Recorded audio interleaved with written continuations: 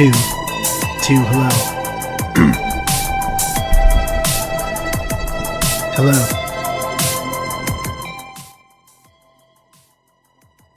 Chat, hello, are you there?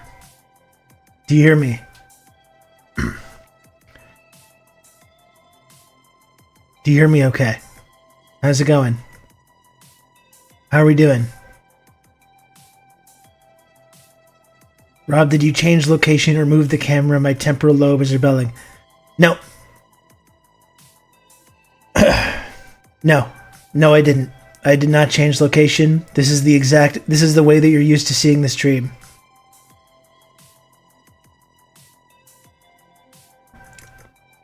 There's nothing different.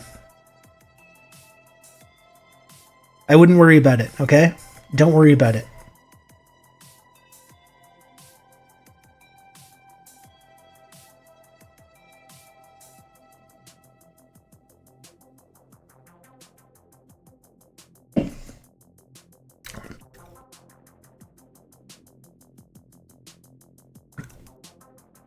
Don't worry about it, folks. Is this working okay, though? This is my question. What do we think about this?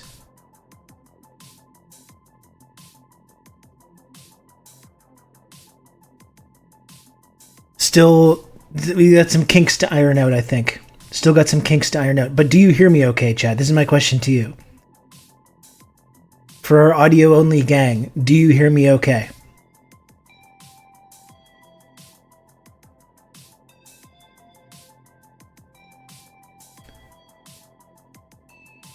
The lack of bisexual lighting is distressing. It's distressing to me, too. You know what else is distressing? The glasses. The glasses situation. These are not my normal glasses, but it's like I thought about doing the stream like just without wearing glasses, but I was like, no, I was actually stressed out even imagining that. I was stressed out even thinking about that.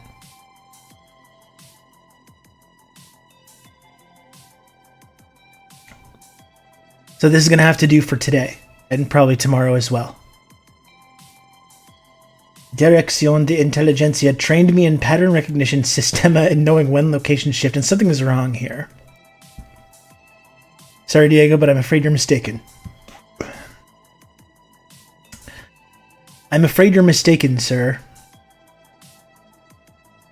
No, the bisexual lighting, the lack of bisexual lighting is really stressing me out as well, honestly. This is something that's going to have to be remedied over here. We're going to have to make this lighting at least 50% more bisexual, and maybe more.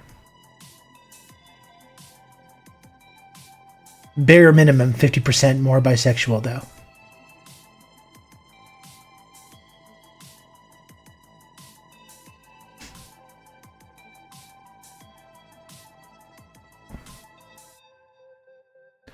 How about these glasses, though? Is this okay? Is this working for you? What's going on?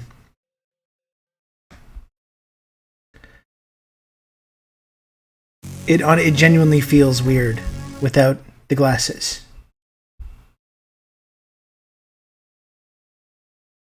No offense, but you sound weird. Well, I got a Yeti mic here. I've got some kinks to iron out, definitely. Okay. I mean, excuse me. I don't sound weird. There's something wrong with your audio. This is it's the normal stream. There's nothing different about it. There's nothing different about the way I look or the way I sound. That's you. That's a you problem. That's a you issue. Okay?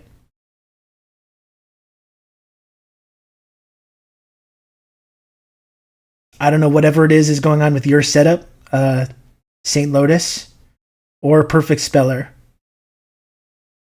Whatever it is with your setup, I don't know what that is. From my end, though, everything 100% the same.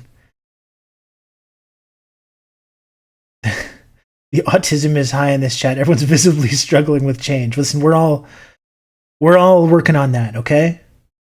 It's going to take time. Don't unsub. You don't need to unsub. That's not necessary. That's not necessary, chat. Anyway, how are you doing? How was your weekend? Would you take your kid to Pizza instead of Pizza Hut on Pizza Friday? No, then why'd you do this to us?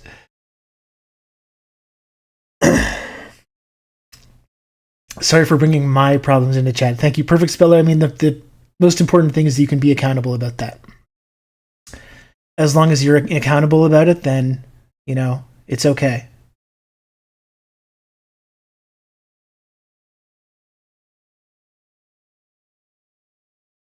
Why did Twitch unfollow me? Did I misclick? That would be funny if this entire time, Diego, you had not been even following the channel.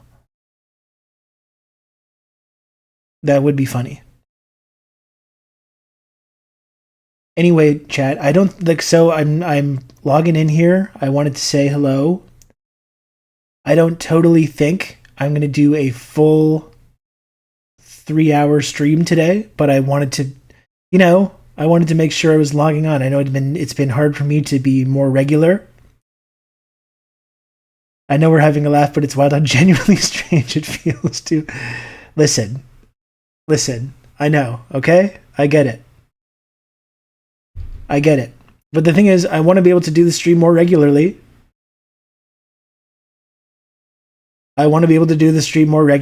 And this is how that's going to work. I acknowledge my wrongdoing, feel remorse for the consequences, and will strive to do better in the future. Well, that's all we can do. That's all we can do. Thank you for being accountable.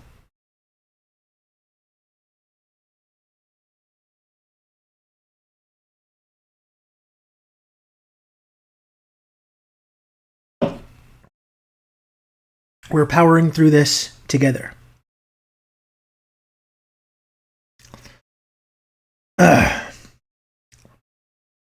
I think it's going to be okay. All right? I think we're going to be okay. My question is, like, I want to know if I can do this stream because I'm on a laptop right now. And because it's a new setup, I don't have another monitor. And I just realized as well that this laptop that I just got does not have an Ethernet port. So it's on Wi-Fi on a laptop right now. So we're going to see if the performance of this laptop is enough. I think it's like 32 gigs of RAM, pretty decent video card. So it should be okay to do these streams. But I do need to get a powered USB hub that has an Ethernet port so I can really get it to a good level. So we can get to where we need to be. The video looks good so far. I guess it's going to change. It's going to be the real test when I try to like play other video on the screen. I don't know if I'm going to be doing that today though. I'm not sure. Device is running hot, Captain. We can't push it any farther.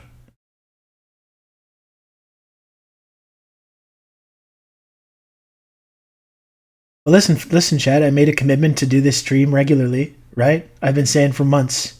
I'm going to go back to doing the stream regularly. And if I want to make that work, this is how it's going to have to be.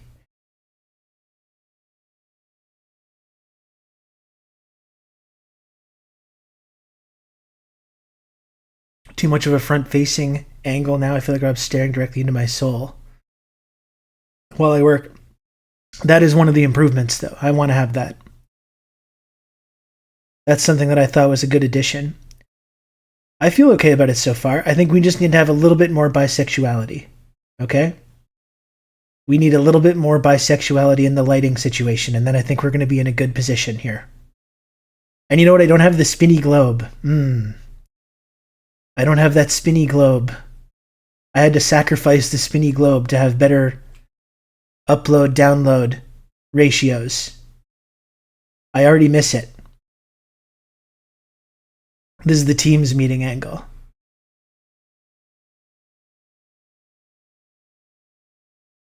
I miss that spinny globe.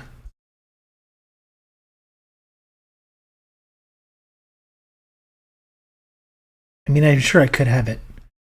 I think I don't have the actual, like, video on this computer. Is there communist literature on the bookshelf? Yes, there is. Yes, there is.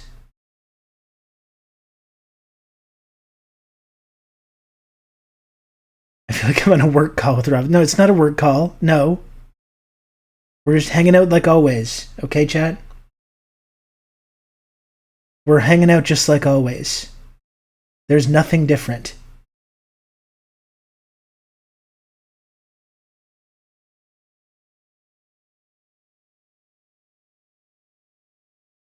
Substitute for the lighting. Thank you, Onyx.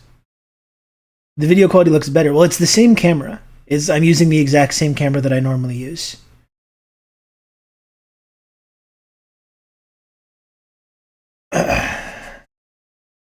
How's daily stand-up meeting? It's like I'm so like not used to like being in those situations that I couldn't even pretend to know what that's like to like fake it.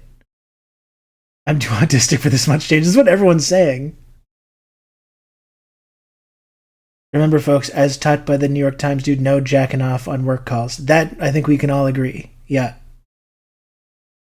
Shouting zoom in like Mr. Burns and its Atlas shrugged on the bookshelf. I actually think there's more communist literature in this room that I'm in now than there is in my previous setup.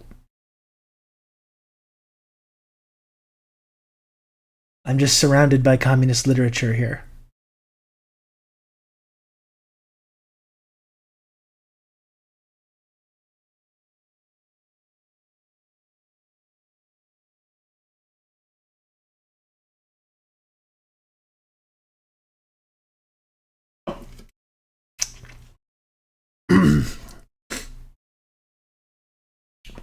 God, my hair's really getting long, isn't it? I can't take a Rob stream seriously without a little Lenin bust in the background. In theory, I could take my Lenin bust and put it in this room as well. I can get my little Lenin as well.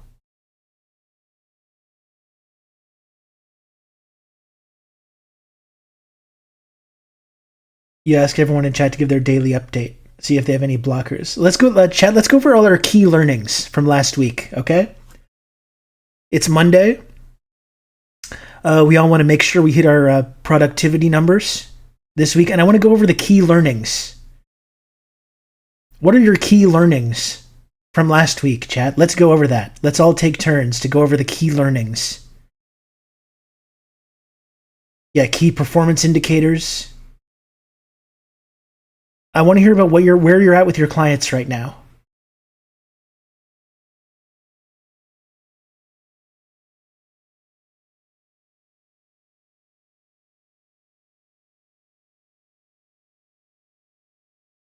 There's a whole genre of like content creators on TikTok that are just like doing these like complete like eerie recreations of like business calls and work calls. It's so disturbing to watch.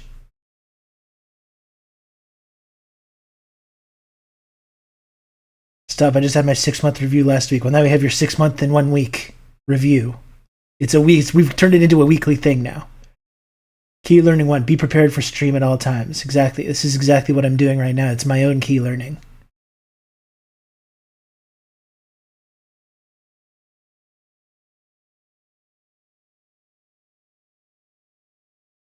Keep pushing the value adds to your clients. Oh, God. Ugh. Depressing. What are our objectives?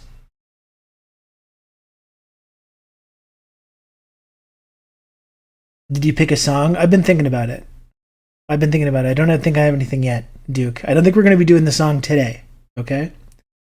But please don't do work talk. This is a safe space. This is where we escape from that.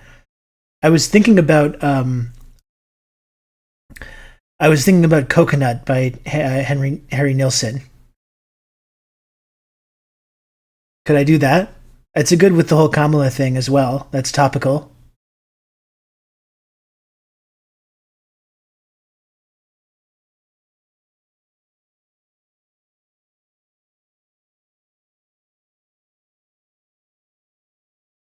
I see people tweeting Israel's nearly done. Their economy can't keep sustaining their war on Palestine and Lebanon. My only response is it doesn't have to, and the USA will not accept losing its most important vassal in the Middle East. It does seem a little bit like wishful thinking, doesn't it? Believe me, I want it to be true. I saw reports that maybe Netanyahu had been injured in that Yemeni strike on the airport yesterday.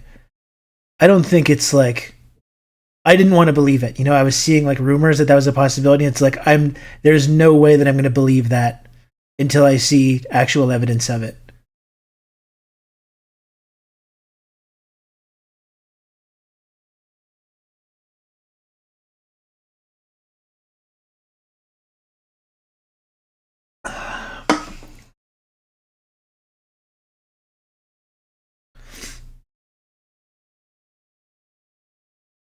I could back up more. I could be back here, you know? It is a little close, isn't it? It's because the mic is here on the table and I want to make sure that I'm like being heard. That's why I'm so close. And we never talk anymore, chat. We never talk anymore. That's why I want to get close like this. We need to have more face-to-face interactions. Is that some sweet friendship triangle merch? It's the Rousseau Institute. It's the Rousseau Institute shirt. It's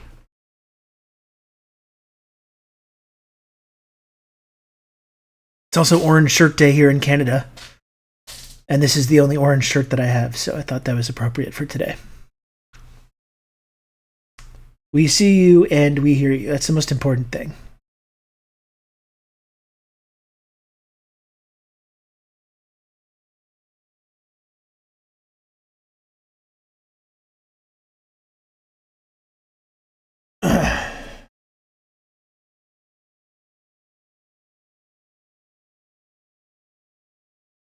It's a nice orange shirt. I like it. This is one of my favorite bits of TRRS merch.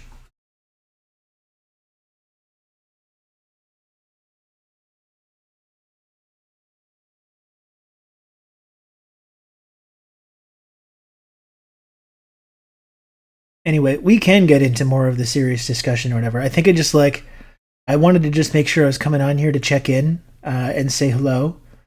I'm going to attempt to do more of a full length stream tomorrow. Like I said, I'm going to get a monitor and a little better setup here so I can do like a proper stream. I just wanted to say hi, chat. I wanted to log in and say hi.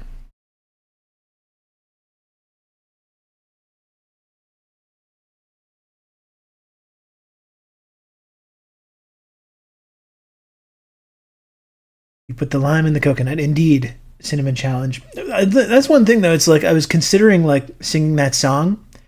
You know, as I mentioned, I owe you a song, chat. I owe you a song. That song though. Listen, I love that song, "Coconut" by Harry Nilsson. Is it a little like problematic? You know.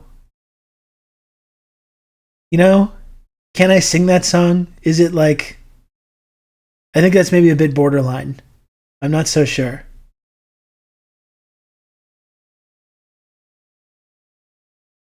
Hasn't aged super great. I love the song, but I don't know if that's a good one to sing on the stream.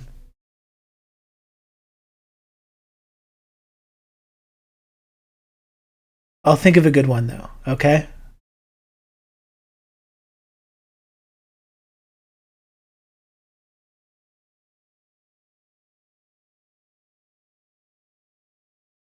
I will think of a good one.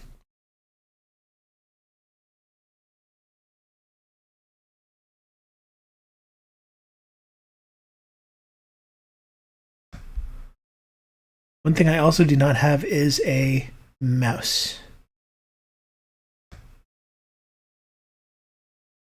which would be useful to have.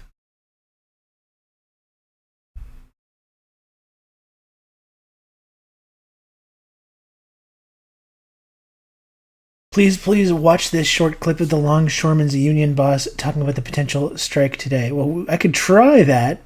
This is my concern, dude. I don't know how things are going to go when I start trying to show other clips and videos and stuff like that. I guess it would be a good time to try. Why not? Why not give it a shot?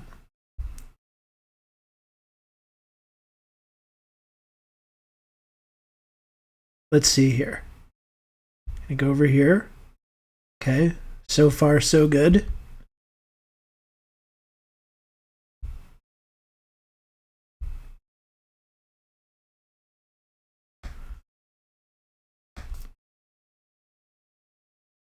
So far so good.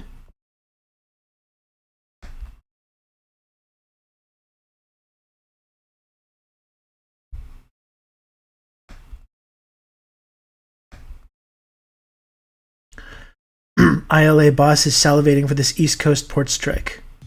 But today's world, it's changing into the future. They're not making millions no more. They're making billions.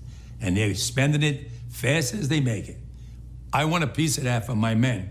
Because when they made their most money was during COVID. When my men had to go to work on those piers every single day. When everybody stayed home and went to work. I love hearing more of this kind of stuff. They died out there with the virus. We all got sick with the virus. We kept them going. From Canada to Maine to Texas, Great Lakes, Puerto Rico, now the Bahamas, everybody went to work during COVID. Nobody stayed home. Well, I want to be compensated for that. I'm not asking for the world. They know what I want. They know what I want. And if they don't, well, then I have to go into the street and we have to fight for what we rightfully deserve. These people today don't know what a strike is. Right. When my men hit the streets, from Maine to Texas, every single port will lock down. You know what's going to happen? I like the sound of this.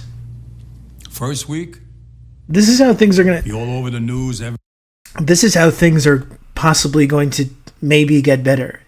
Not by voting for Kamala Harris, you know?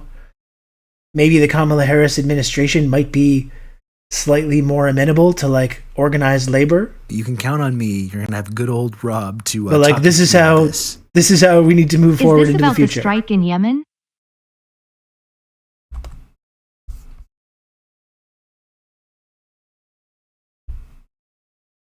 Every night, boom, boom. Who is that? Second week, guys who sell cars can't sell cars because the cars ain't coming in off the ships. They get laid off. Third week, malls start closing down. They can't get the goods from China. They can't sell clothes. They can't do this. Everything in the United States comes on a ship. They go out of business. Construction workers get laid off because the materials aren't coming in. The steel's not coming in. The lumber's not coming in. They lose their job. Everybody's hating the longshoremen now. Because now they realize how important our jobs are. Now I have the president screaming at me, I'm putting a Taft-Hartley on you. Go ahead. Human person, thanks for the 32 months. I really appreciate it. Thank you. Taft-Hartley means I have to go back to work for 90 days. That's a cooling off period. Do you think when I go back for 90 days, those men are going to go to work on that pier? It's going to cost the company's money to pay their salaries. Well, they went from 30 moves an hour maybe to 8. They're going to be like this. Who's going to win here in the long run? You're better off sitting down and let's get a contract and let's move on with this world. And in today's world, I'll cripple you. I will cripple you, and you have no idea what that means. Nobody does. Yeah, I mean, it's hard not to like the sound of that.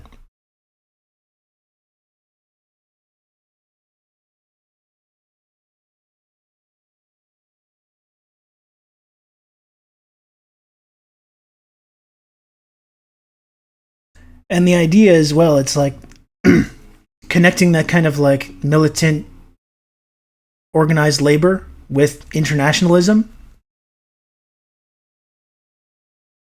I don't know where we are on that, but like that's a way that there can actually be that's a way to put pressure on the ruling class, you know? It's not just by voting for the good guys.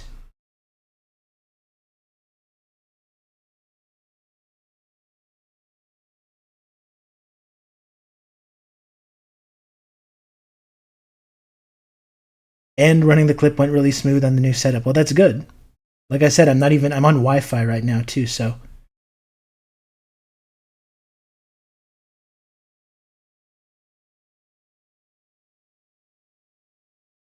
We've got a few third worldists around these parts. Well, that's something that's going to have to be important. Like we saw the same thing in Canada with QP, right? And Fred Hahn with QP. That's like tweeting about Palestine and supporting Palestine, you know? And like there's a lot of people that are like, oh, you shouldn't be doing that, you know? And QP is trying to like get him in trouble.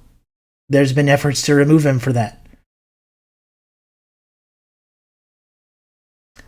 But like that's how things can possibly get better, is if there's this militant working class movement that's trying to claw back the gains that the billionaire class have made domestically, and also linking that with internationalism. You know? That's really like the only way forward.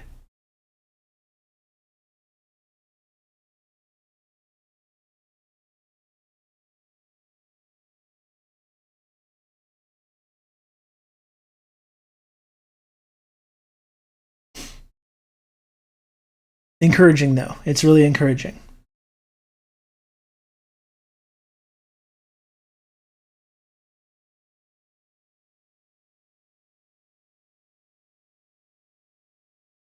Just wish Fred was better on Ukraine. Yeah, I mean, that's a flaw in the whole internationalism thing, right?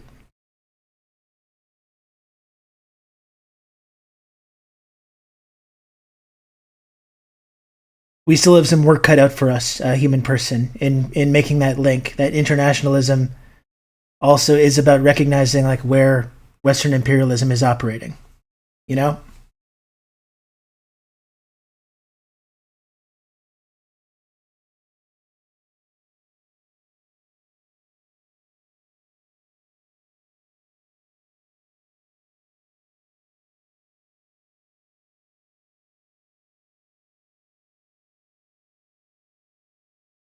Maybe we'll get there. Maybe we'll get there. Someone needs to gift Fred a sub. Yeah, maybe that's what needs to happen.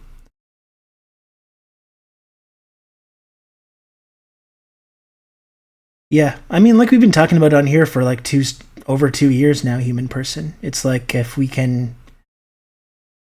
I think the case is not to say that like,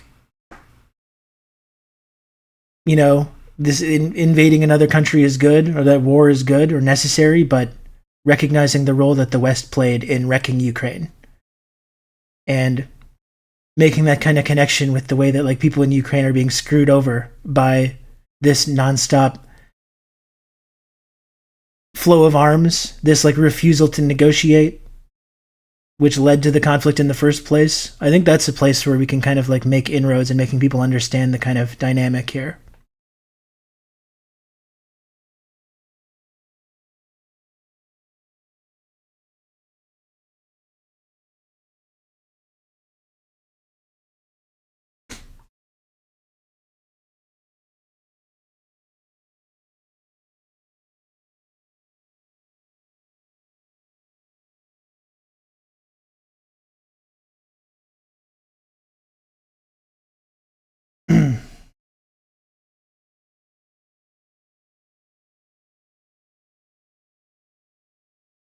Yeah, I always try to start with the common ground of sympathy for people in Ukraine. Yeah, you see people that go like way further into that like Russian chauvinist territory.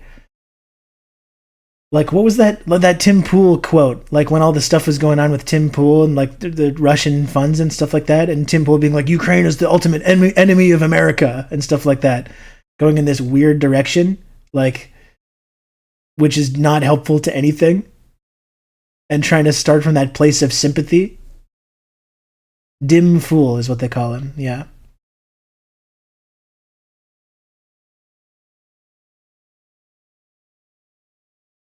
People are still reducing why the West supports Ukraine and not Arabs to whiteness. It's lazy. Yeah, there's an element of that. That is pretty lazy. I mean, that's what we've been talking about on here, right? It's just military outposts. You know, you got a military outpost on the border of Russia, Ukraine. You got a military outpost in the Middle East, Israel, and you got a military outpost right off the coast of China and Taiwan. That's how these places are linked. That's why the West supports these places. That's why we funnel arms into these places. That's why we support separatist movements in these places. That's why we will always support Israel.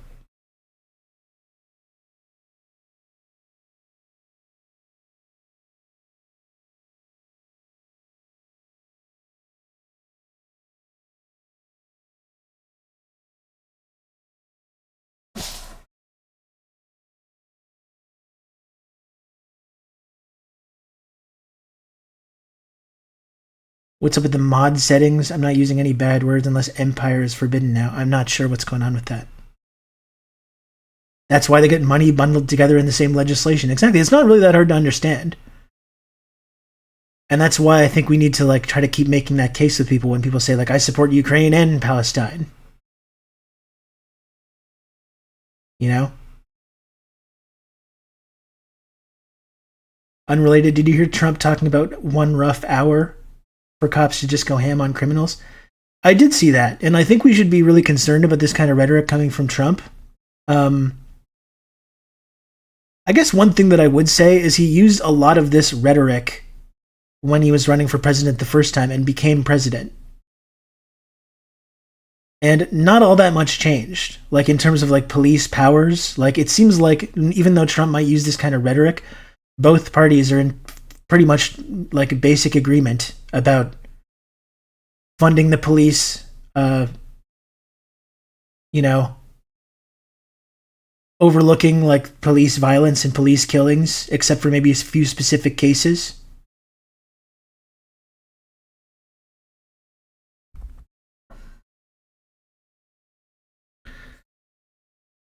Even though it's possible that Trump might become president again and institute all these crazy changes and make the purge happen, like, I'm not so sure that that's true, or if that's just him using this kind of rhetoric to rile people up. Chauvinist territory is where it goes off the rails generally. I had much more success focusing on the idea that we are, at the very least, incentivizing incredibly brutal World War I trench warfare by actively working against peace. Also, most of the young Ukrainians are either dead or gone by now. Yeah, I mean, I think it's hard for people to still make this case, oh, we got to support Ukraine, we got to have more weapons to Ukraine, when you have this footage of like people being black-bagged and taken off the street and thrown into vans and like thrown into the front lines into this meat grinder. It's like, why would we support that? How is that helping? What is that helping?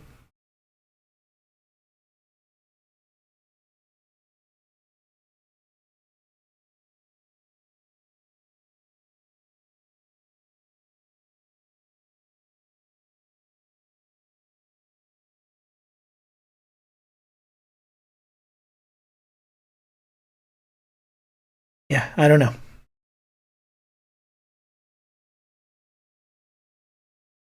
Maybe that's something we can make inroads in. Because like I said, I think when you have a militant working class movement that's connected to like a real internationalism and a real understanding of the ways that like the West wields its power and influence around the world, that's going to be a vehicle for like actually changing things and making things better. You can count on me. You're going to have good old Rob to talk you through all this.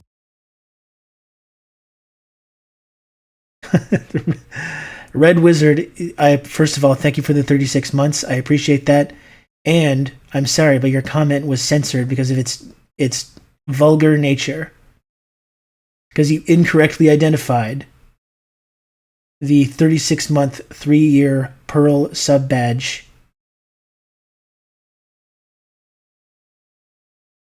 with a vulgar sexual nature. But thank you very much for the 36-month Red Wizard.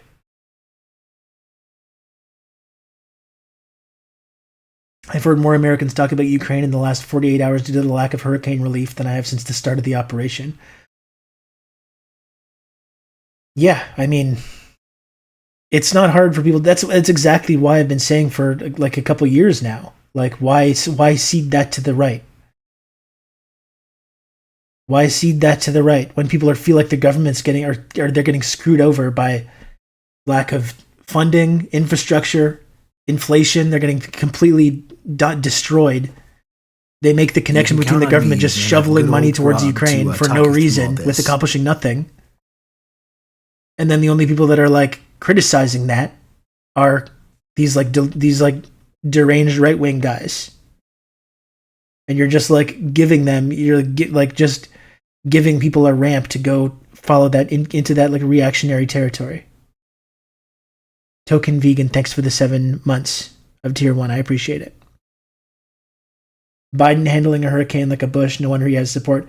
But it's crazy how much like the Katrina hurt Bush, and it just feels like Does anyone care about this? I don't know. Maybe it might become like an actual...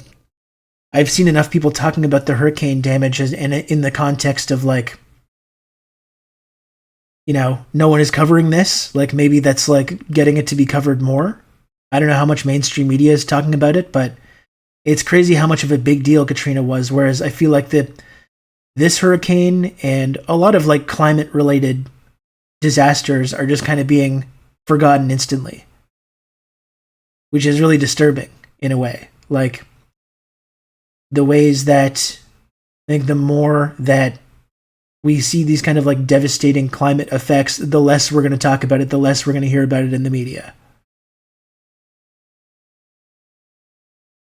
Like entire cities, entire towns burning down, like the wildfires, hurricanes, like the more it starts to happen, the less it's going to make the news.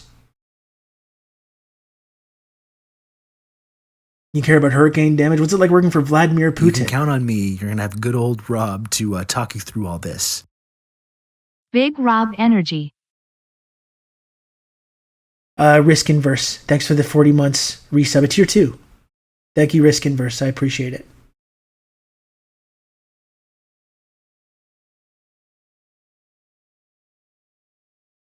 You really want big government to be in the business of flood relief? It's a good question. They need to keep people in denial as long as humanly possible. And there's all these memes on the right, like actual denial, being like, oh, this like hurricane is kind of suspicious. You know? First, like last week, the weather's fine, and now there's this hurricane. Interesting. What's going on with that?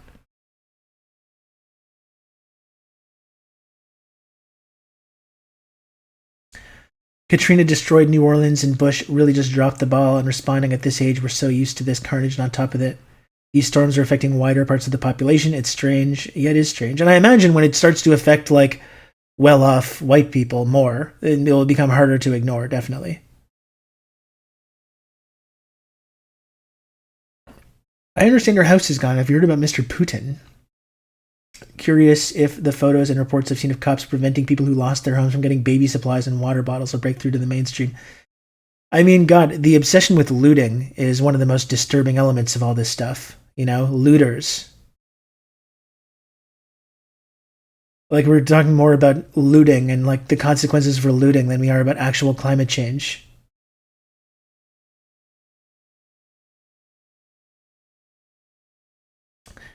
These scientists said hurricanes would get worse and then a really bad hurricane happened. Interesting timing. Very interesting.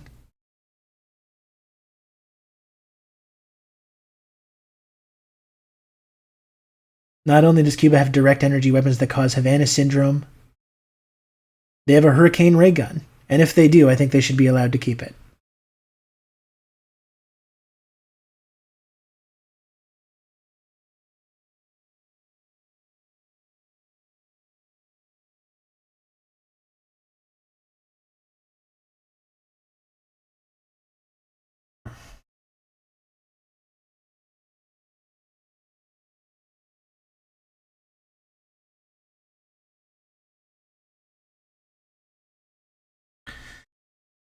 Yeah, I don't know. It's just really disturbing, this whole phenomenon of like the climate crisis getting worse. Use the computer to and mark just up hearing about it the less and size less of and the less. account. Dimitri, what's this? Katrina got a lot more attention because media focus was on the whole racial aspect of it. I mean, that's definitely true, but oh boy, this is like apt. That's definitely true, but there also seems to be a partisan nature of it as well. You know? The media decided it was something that they could hurt Bush with, and the media needs to kind of make these decisions. Like you see sometimes when the media smells blood in the water on something, whether it was Katrina and George Bush, or like all of a sudden when the media decided that Biden was old. All of a sudden the media realized that Biden was old, and all of a sudden it's all they wanted to talk about.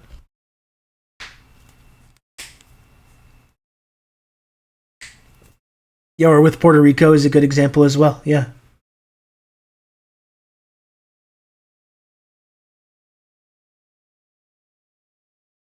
Been thinking about that tweet from Perthshire Mags. Climate change will manifest as a series of disasters viewed through phones with footage that gets closer and closer to where you live until you're the one filming it. I think that's a good way of thinking about it. It's really disturbing. Remember when Kanye made good points? Yeah, what a journey he's been on, huh?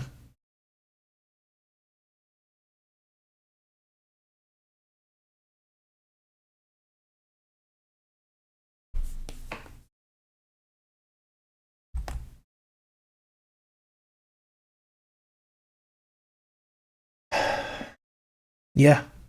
Yeah, I mean, there's entire towns that burned down in Canada this summer. And what was it on the media? It was in the news for a couple days.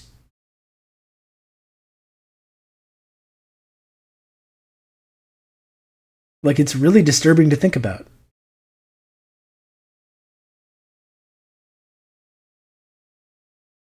My wife's uncle has a cabin up in North Carolina. There's basically no way to get there because all the roads are damaged or destroyed. The destruction is insane. Yeah.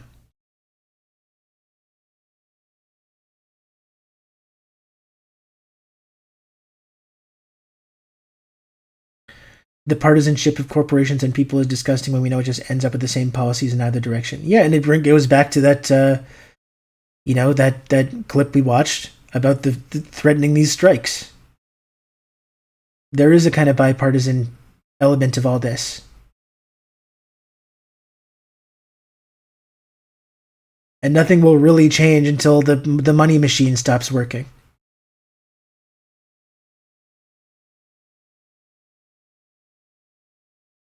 That's the only way it's ever going to happen. To your question about if people will wake up when it affects the privileged few, comfortable white people aren't in denial. They're building shelters and investing in police and military to protect themselves from the riffraff. Yeah, I mean, that's true. That's true. I guess I just mean that, like, it will make the news more. It'll become more of a scandal in the news. If, like, people are actually meaningfully affected. If capital is meaningfully infected.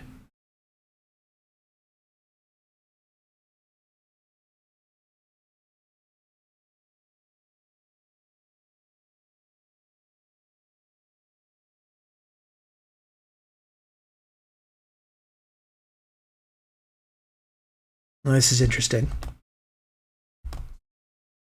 One thing Asheville underscores for me is the inadequacy of so many media narratives about climate havens. You can count on me. You're going to have good old Rob to talk you through all this. Pac-Man, thanks very much for the 26-month resub at tier 2. Thank you, Pac-Man. I appreciate it.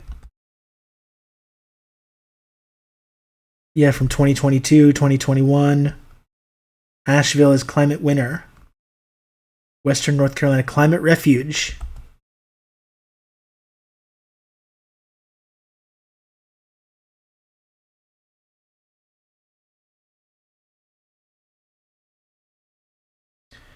Who was it the rich people were consulting on how to keep their security armies loyal without money? I forgot who asked about that. Yeah, that's the whole... they're thinking about it. That's probably why they just wanted to invent Terminators. So they don't have to have, like, private security guys guarding their climate bunkers. Eventually, if you just have a Terminator doing that, then you don't have to worry about the eventual, like, mutiny that happens in your climate bunker. When all your underpaid security forces realize that, like, they're the ones with the guns and the training, and you're the one with all the resources and fresh water.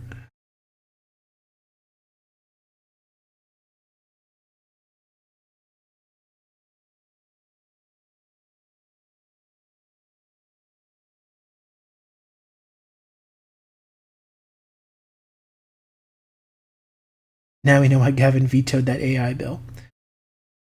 Greece just signed an even worse deal with Germany for their ports to be ran by German investors who have not funded any climate fire precautions since originally seizing it because God knows we couldn't make a deal with China for a whole new port and Green Deal at better cost. Yeah, you can't have that, though. America says no, you're not allowed.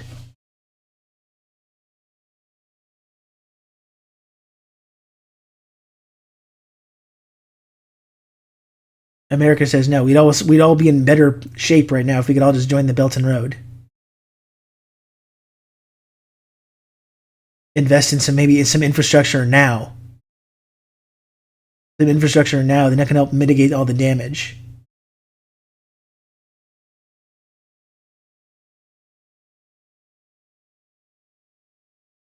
When have Germans ever done anything wrong, though? No one that speaks German could be a bad person. Climate apocalypse is almost worth it to see Elon's bunker flood after a day. Man, it's pretty grim, isn't it?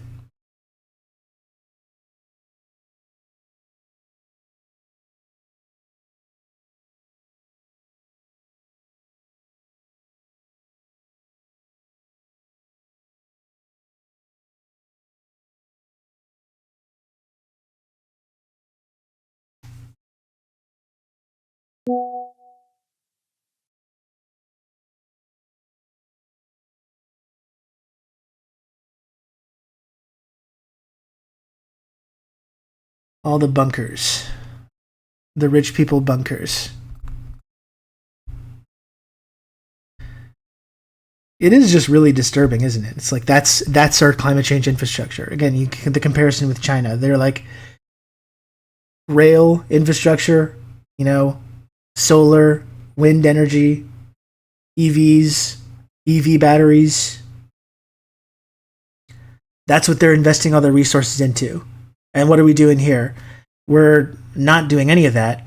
And all our really rich people, rather than subsidizing big public works project like what's happening there, they're all pouring billions of dollars into building personal climate change bunkers for themselves, while everyone else gets nothing. That's what's going on in the West. That's our Western-style climate change preparations.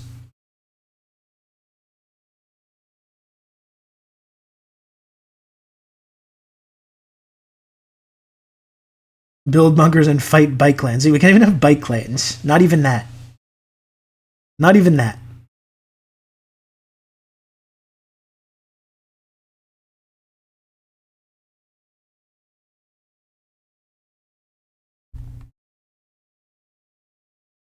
I don't know.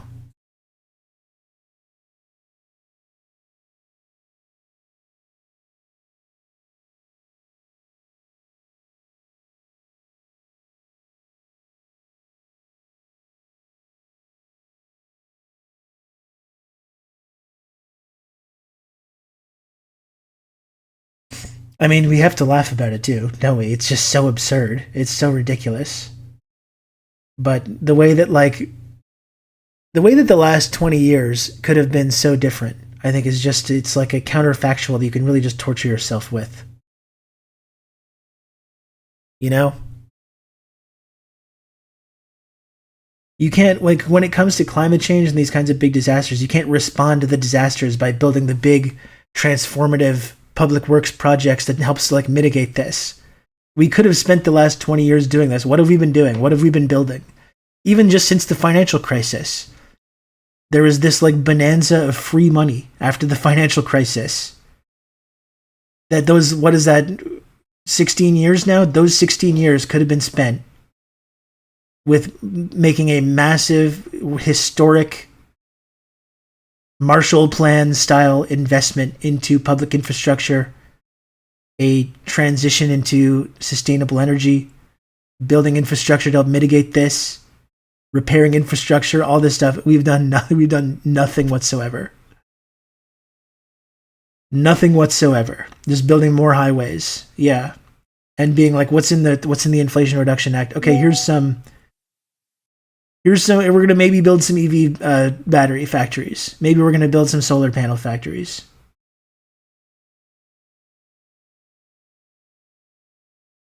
As far as I can tell, the bailout of the financial system just repeated itself every year since then.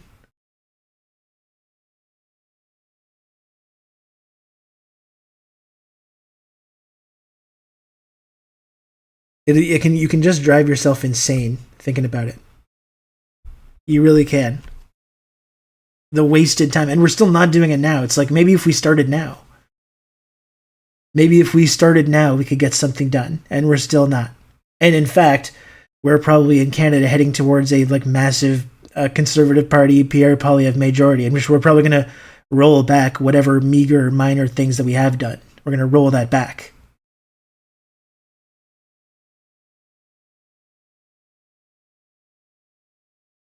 Or if Trump gets in, which is still a distinct possibility. I don't know if it's going to happen, but it's a distinct possibility. So not only are we not starting doing the massive public investment that needs to happen, we're going backwards.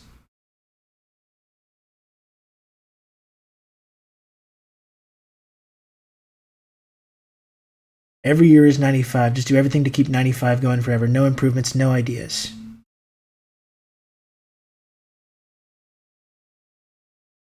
Yeah. That's the whole thing about the end of history, is that it wasn't the end, but there's still a lot of people in our ruling class that want to pretend that it's still the end of history is still a thing.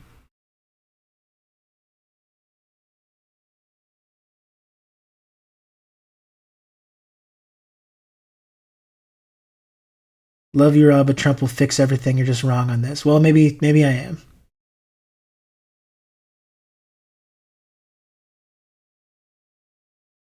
Maybe like similar to Nixon going to China. Trump is the only American president that could get America on the Belt and Road Initiative.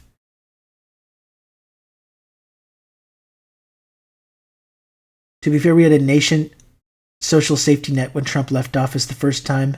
Dems became a functional opposition when GOP is in the White House. Yeah, I mean, another campaigning on like reinstituting stuff that like they sunsetted, like the child tax credit.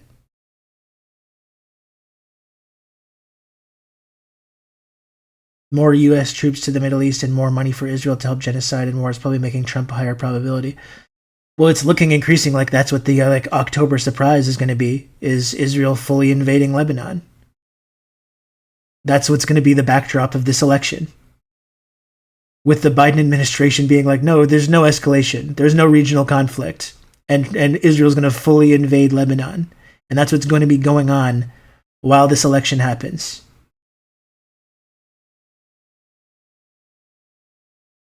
Israel's invading potentially today. Yeah.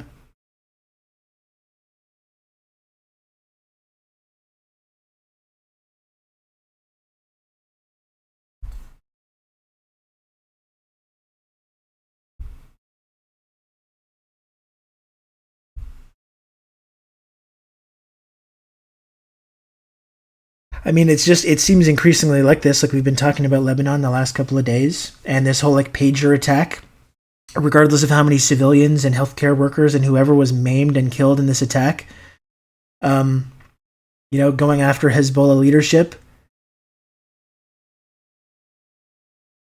and now assassinating Nasrallah, which we haven't even really talked about. That seems like the plan, right? They want to try and decapitate the Hezbollah leadership, and then they're going to invade, and it may be successful. This article by the Jerusalem Post was nuts. Yeah, where they're openly being like, well, when should our border be here? Don't we have this divinely ordained border that extends in further into Lebanon? I think we kind of do. It won't be successful. Well, I mean, one thing I do know is that, like, it's not like they're going to eliminate the idea of resistance. Like, it's possible with the attacks on Hezbollah leadership that they've made it a lot more likely that they might invade successfully. But, like, they've also just, over the last year, in both Gaza and Lebanon, ensured that there's going to be an entire new generation of people that are going to be resisting. But, like, if that's what's going on with the backdrop of this election, it might have severe impacts on the election.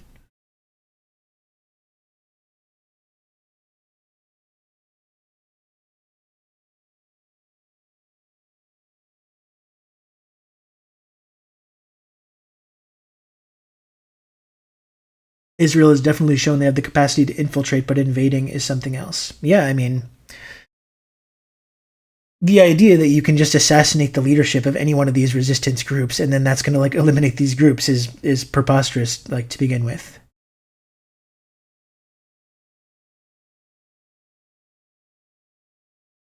But they might pull off this invasion, though. Who knows?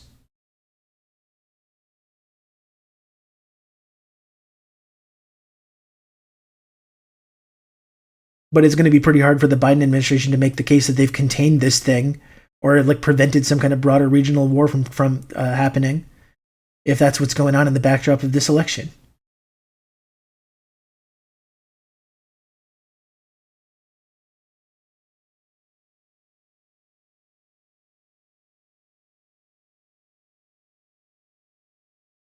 And it's amazing too, like when this assassination happened, and they level like several city blocks to successfully carry out this assassination, and you have all these like progressive Democrats that are kind of trying to draw some distinction between the Biden administration and Netanyahu, saying like we don't support the same goals, like the Pod Save America guys. And then you have Biden and Kamala Harris coming out with statements being like, good, they got Nasrallah, good, Hezbollah, it's a terrorist organization, and we fully support it. So it's like they're putting out statements indicating that, and like clearly indicating that they share the exact same goals.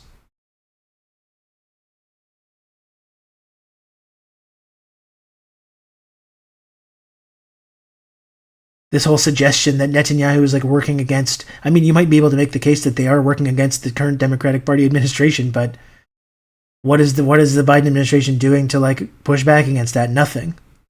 There's been no consequences for anything.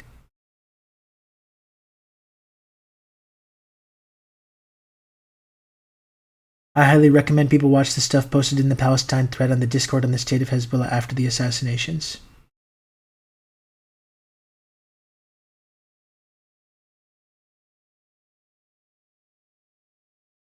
I should probably be looking at that myself, considering it's the Discord of this channel.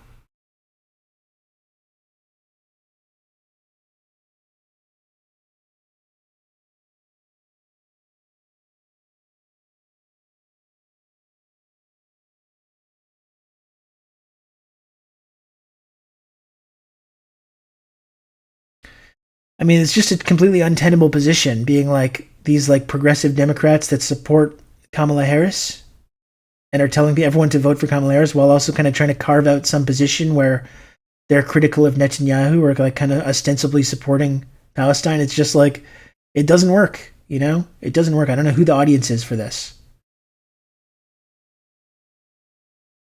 I don't think the idea that Hezbollah is severely weakened now bears out at all. Well, you might be right.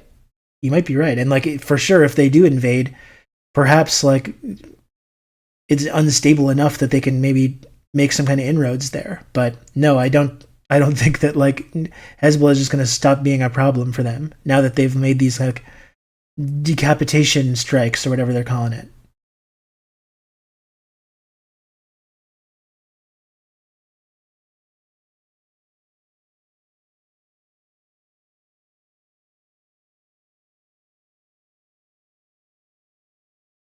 A casual support of war crimes, and that's the Pod Boys to a T. Well, yeah, it's this, and Adam Johnson has been really good at you know, calling this out. This whole Adam Johnson has citations needed.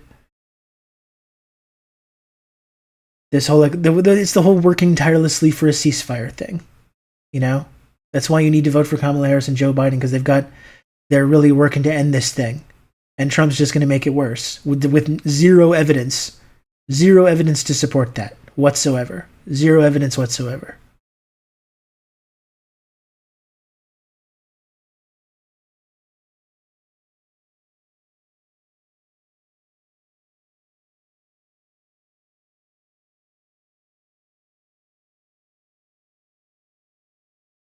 Nasrallah was very patient. His successor may be more aggressive and worse for Israel. Yeah, I mean, it's one thing we've talked about a lot. The patience that we've seen over the last year, even when some of us, we get frustrated because of the amount of violence and horror that we're seeing. But there's a very deliberate strategy that's been in place to not fall into that trap. The decapitation strikes are a colonizer fantasy. They assume that the lower ranks are just completely dumb and helpless with the great man leadership. Yeah, and you're also like giving people martyrdom, you know? Martyrdom, which is like part of this whole ideology. And to not say that it's a goal, but like it's something that everyone that's involved in this movement has obviously considered a lot. It's actually really interesting hearing someone like Nasrallah talking about the concept of martyrdom.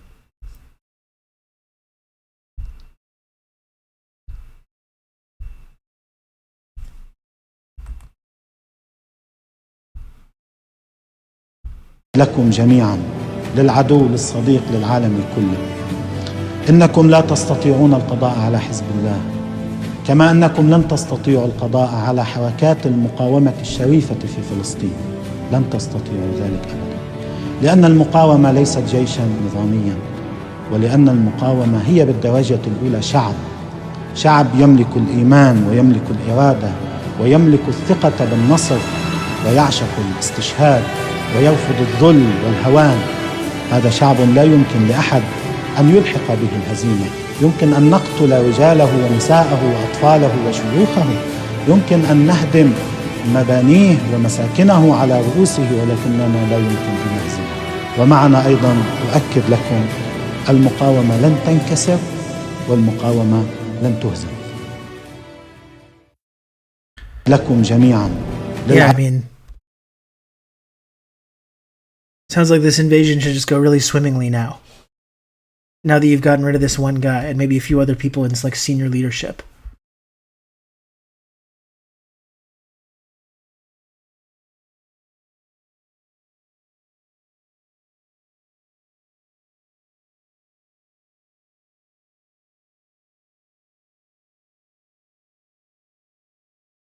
I've got a lot more Nasrallah videos to look at as well, but I don't know if today's the day to do it. I'm not going to stick around too much longer. This was more of just a saying hello stream.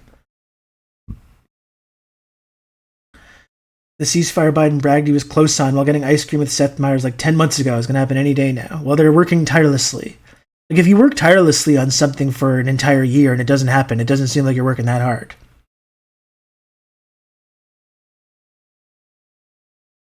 It won't go well, but may go exactly the way Israel wants because they want the U.S. Marines to bail them out. And seems to be the central question. And that may very well end up being like a central question of this election. Does the United States get involved in Israel's war on Lebanon? If Israel does invade and it turns into a fucking bloodbath, which it will, you might have one side of this election that's like, no, we need to have caution, we need to have a ceasefire, and the other side that's like, we need to get the troops in there. Parts of the American South are covered with rubble and debris. Exactly. And the people that are sitting in the rubble are watching this. And they see the priorities that the U.S. government has.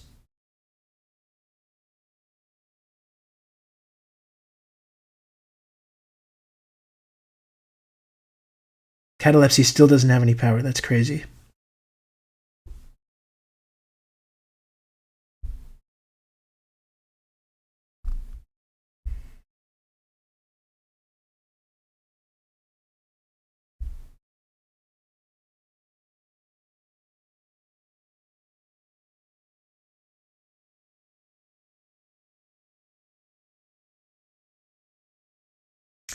He would work tirelessly, but already went to sleep at 2 p.m.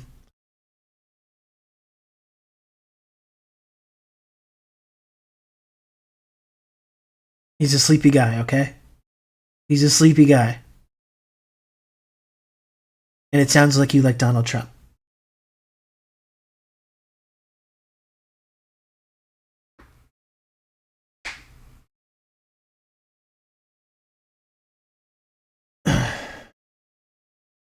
People are going to learn how weak the U.S. is militarily. The U.S. has no capacity to sustain casualties. I mean, it's been a long time. This is some guy, Rob Russo, some the US has leftist been based in involved in any Canada. kind of that I was turned serious on to business. this sick individual, and I found this. Oh my god, there's a Ugopnik raid. Hello, Ugopnik raiders. Welcome. It's me, Rob. Hello, it's nice to see you. Welcome in. Bring it on in here. Bring it in here. Welcome, Ugopnik raiders. I appreciate that. How is the stream today? How's the Ugo stream? We're here to rob. And I deserve it. And I deserve it, frankly. Hey, please smash the follow button, by the way. If you can. If you want to. Smash the old follow button. That's a way you can support this channel. Totally free of charge. Helps me out a lot. Who are you? My name's Rob. It's nice to see you. Love, Rob. Have a good one. Thanks, Ugopnik. I appreciate it. I'm Rob Rousseau. I'm here in... Well, I'm normally located in Montreal. I'm at a secondary location right now. A secondary secret bunker location.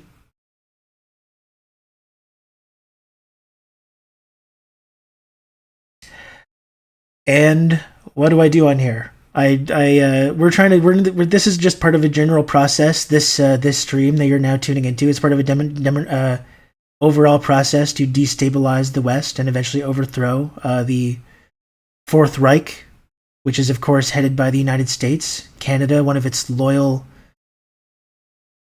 sycophants.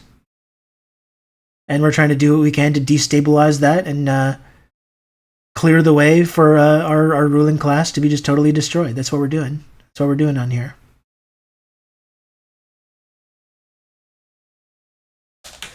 That's what the Rousseau Institute for Western Destabilization is all about. Okay? That's what it's all about. And hey, if anyone does want to, if anyone would like to gift some subs, we got a bunch of new viewers right now. No better time to gift some subscriptions to support this channel than right now. There's no better time. Does the West include the Quebecois? Well, we want to build Greater Quebec, which is going to reach, its tendrils are going to reach out way into the American Midwest. And it's not a cult, so don't even bother asking. Thank you. Is there still bonus subs on the 5 gifties? Is that still going on, Bon Bon? Is that still happening? I guess there's only one way to find out.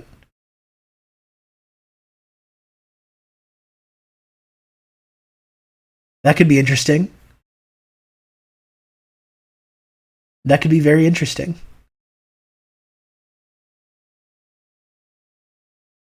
You've just become an elite member of the Friendship Triangle. Oh, goodness. You can count on me. You're going to have good old Rob to talk you through all this. Hey, Hachiro. Thank you for the 5 gifted subs. That's very kind of you. Thank you. Very cool. Apparently that is still happening. You can count on me. You're going to have good old Rob to talk you through all this. And thank you, Diego, as well, for the gifted sub. And thanks for all the support, Diego. You can count on me. You're going to have good old Rob to talk you through all this.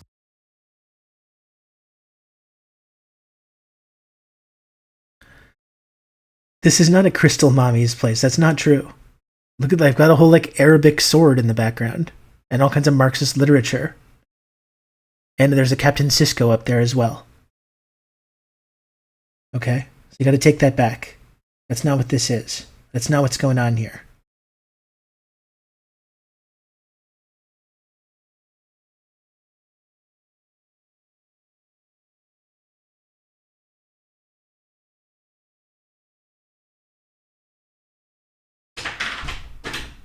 You can count on me. You're going to have good old Rob to talk you through all this. What do we got here? Oh, Comrade Bushy, thanks for the gifted sub. I can't remember if I said anything about that. And thanks, Dimitri, as well, for gifting a sub.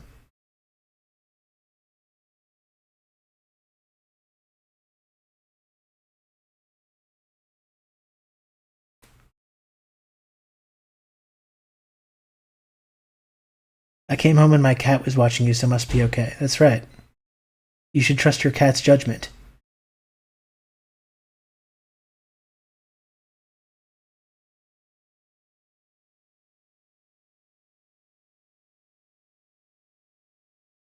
Yeah, I'm a little bit familiar with the FLQ. I mean, that was obviously a major crisis that happened, before I was born. I think my understanding from talking to my actual Marxist friends about the FLQ is that they were kind of adventurous. It's definitely an interesting period in Quebec history, though, to talk about. I'm going to Montreal next week. I want to travel more. Before World War III, ecological collapse, ascent to fascism. But there's no better time to do it. There's no better time to do that. And Montreal, one of the world's greatest cities, and a great time to visit. If you're coming next week, it's a really nice time.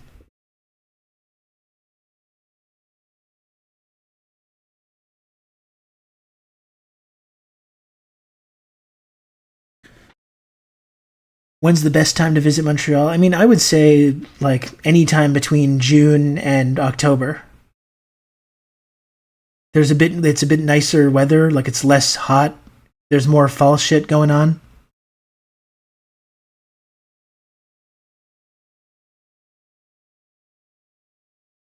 Summer, always really nice stuff going on in Montreal as well. Can World War III hold off for one more year till I visit the motherland? Yeah, that remains to be seen. That remains to be seen. We don't know.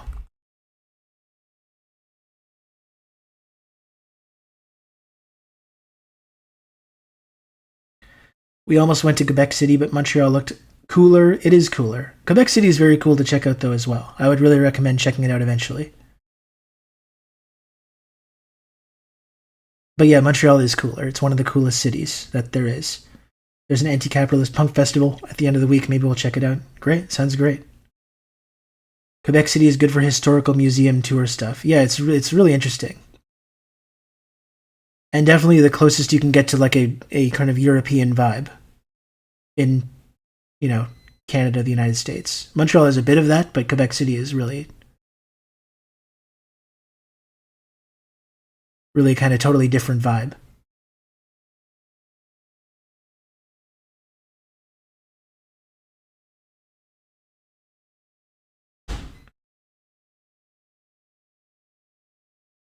R.I.P. Dikembe Mutombo. Yeah. Legend. Absolute legend of the game. I'd like to see Montreal. Maybe I'll visit next year around the same time. I really would recommend, if you ever get a chance, it's really, we can and should talk about how Canada sucks. Absolutely. Montreal, absolutely one of the very best cities, though, in the world.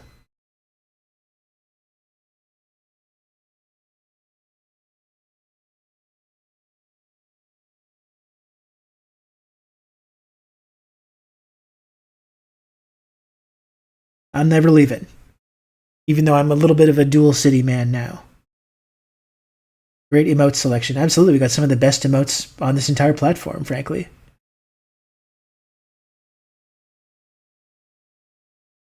I have no problem admitting that.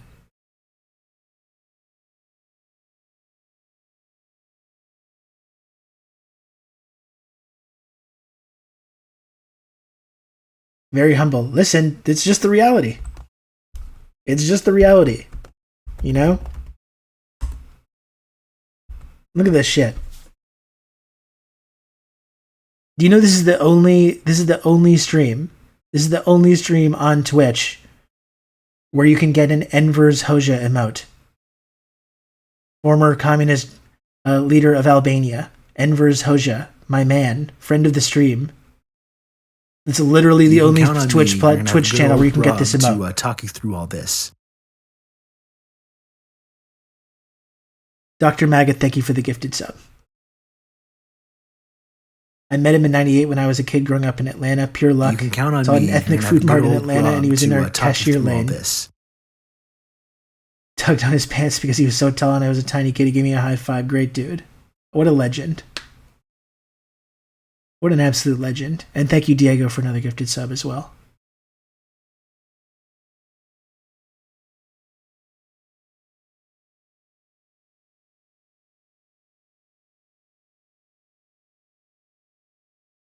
The bunkers guy, exactly. Absolutely, the bunker guy.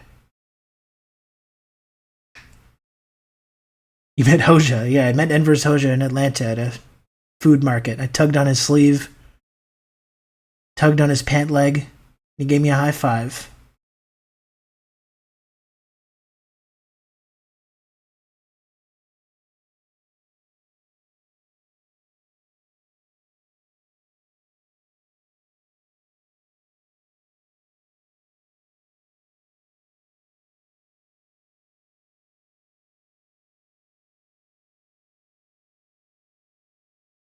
Finish this sentence. An inverse Hoxha is when you're Tito.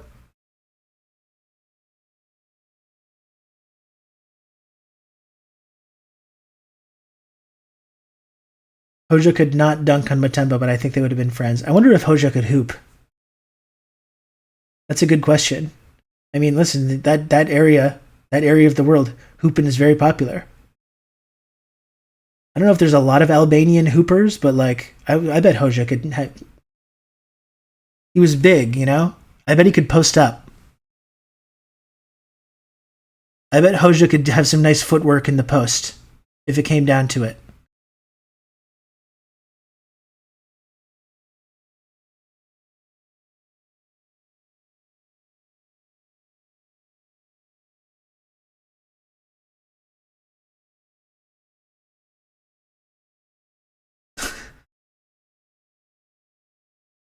People talk about Albania like Hoxha left it in a terrible state, but I wonder if the truth isn't more complex. I think it's the opposite, really. Didn't everything kind of when with the collapse of the USSR, all of these places were significantly worse off afterwards, and there was a massive increase in all kinds of people's living standards, women's rights, healthcare, education, literacy in all these Soviet states that all got worse, significantly worse after the collapse of the USSR. Gotta go to work. I'll try to steal some time with your stream if I'm able. Well, thanks, good Lennon. I'm not going to be around for too much longer, but I hope you log back in. I should be back tomorrow for more of a full-length stream. Yeah, they got all those bunkers now.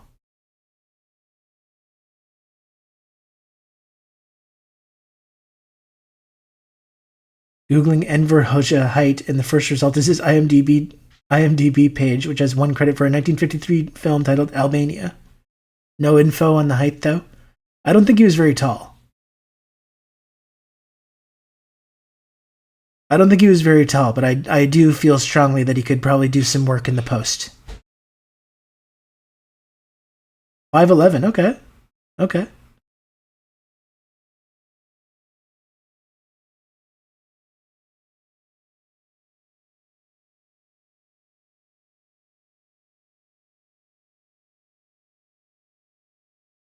It's about as tall as me. Only fact.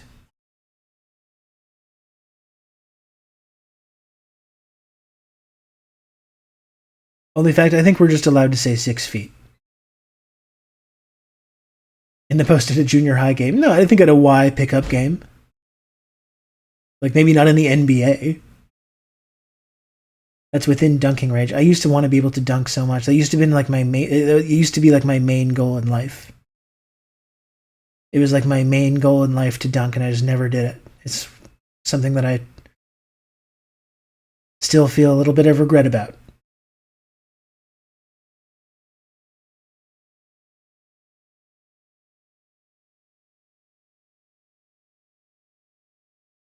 I really wanted that.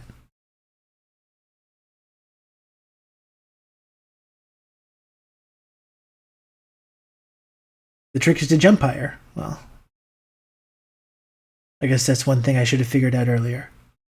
Now I don't even know if I could touch the mesh. I genuinely don't know if I got in shape, if I went to a 10-foot hoop, could I touch the mesh? I don't know. I'm not sure. Maybe. It would probably hurt though. I'd probably blow at my back or hurt myself somehow.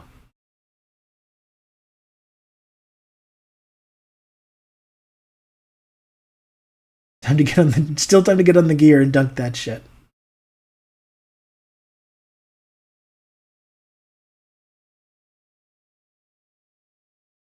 Yeah, only fact, I was the exact same thing for me. I was as tall as I am now when I was 12, so it was the exact same. I was like, oh, I'm gonna be 6'4", 6'5" for sure.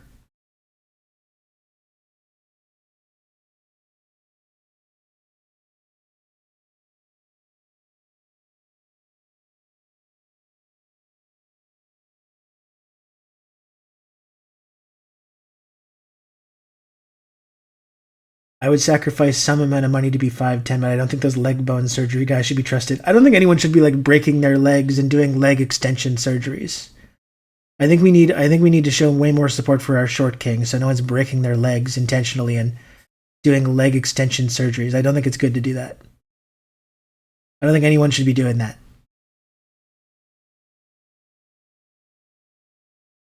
We used to jump and grab the ram. A few years later, I heard a kid died when the basket collapsed on him. Oh no.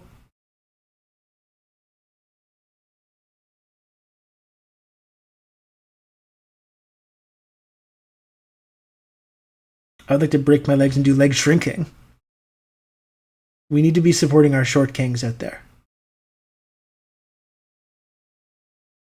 I really doubt the leg bones work as well as normal legs. It just doesn't seem to be good to me at all to be doing that. I see the people that are doing that surgery and they're walking around in crutches, and I'm just like, man, I don't know. I don't think this is good. I don't think it's good to do that.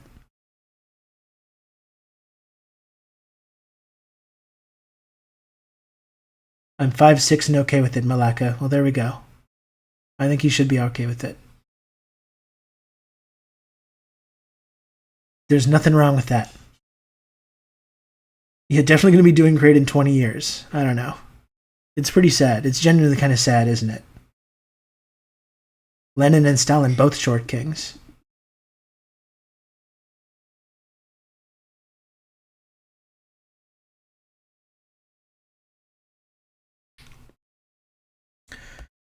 Well, for the Yugopnik Raiders, this is the kind of like intellectually stimulating discussion that we get into here. I'm not doing a full-length stream today, and in fact, I think I'm going to go pretty soon. But I hope you got a little taste of kind of interesting and insightful discussions and analysis that happened on this stream. I would like to do something maybe a little bit more serious. Tomorrow, I think tomorrow I'm going to do more of like a full-length stream.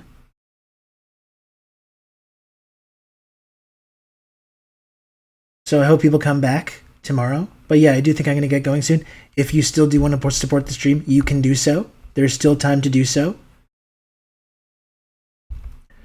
But even if you're not able to support the stream and get all the emotes and support the community and all that stuff, you can still just follow if you came from the raid, if you're a lurker, if somehow the Twitch algorithm brought you here. If you're lurking, you can still... Where is this going? You can count on me. You're going to have good old Rob to talk you through all this. Dimitri, thank you. Thank you, Dimitri, for the gifted sub. I appreciate it. We will have some squib talk, definitely. We'll absolutely have squib talk. 4 hours of talking about the physical effects of my CGI is overused. Exactly. We know there's going to be a lot of that.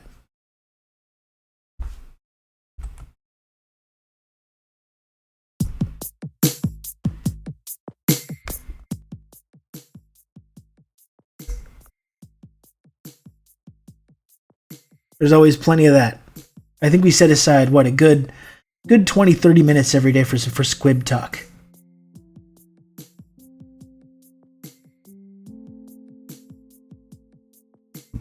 You can count on me. You're going to have good old Rob to talk you through all this. Oh, and thanks, Brandon, for gifting a sub. I appreciate that, man. Thank you.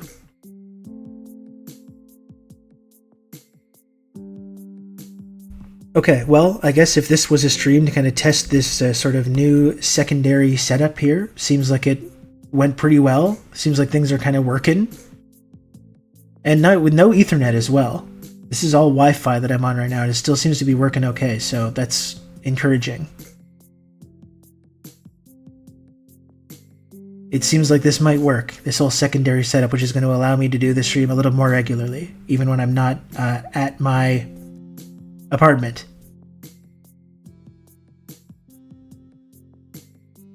You're way braver than me to use Wi-Fi to stream. Well, I'm still planning on getting an Ethernet connection connected just to make sure that there's no like issues.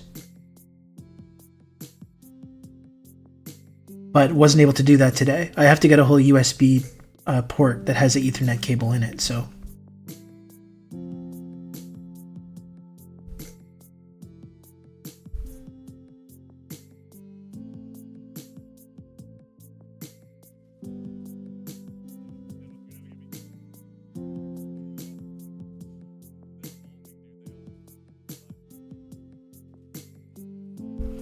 Let me just see here.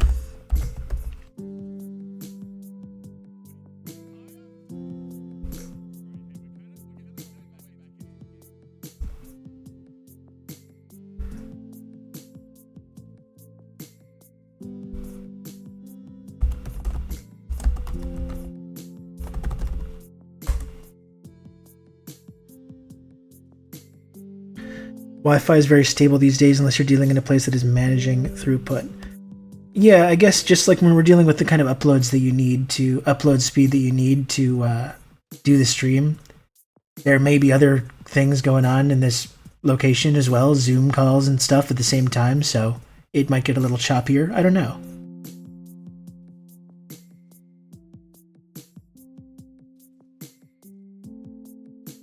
We'll see. But anyway, thanks for tuning in, folks. I appreciate it. It was just a brief check-in.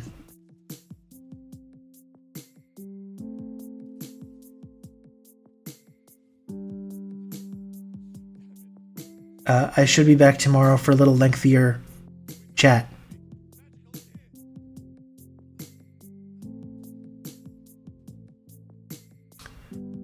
Let's see how that goes.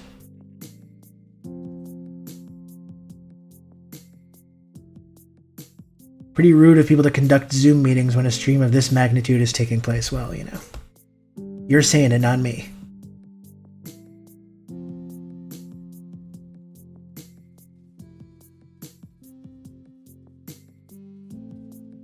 Take care, folks.